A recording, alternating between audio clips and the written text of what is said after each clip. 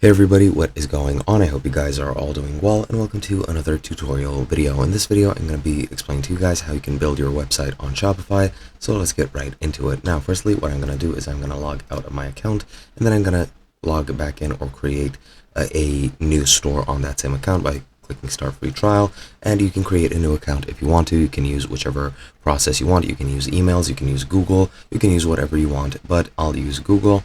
And I'll sign in with the account I was previously on, and then it's going to take me to a store setup page where you can set up your standard things. You can select which sort of store you want. I'll just skip all these steps since I don't need them.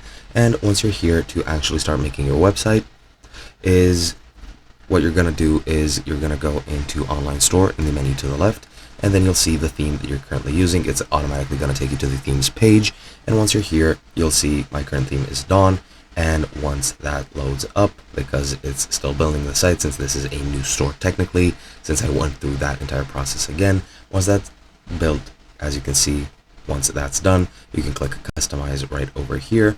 You should see a preview at the top over there, but since it didn't finish, it didn't show it. It just showed a unable to connect page. But yeah, now you're taken to your website editor where you can change the segments or sections you have on each of your pages by clicking add section or dragging them around to change their order like so.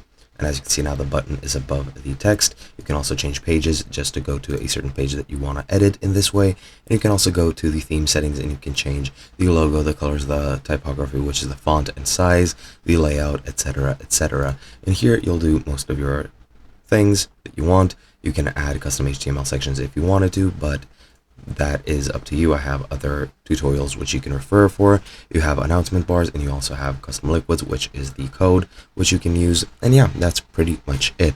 Hope you guys enjoyed, and I'll be seeing you guys in another video.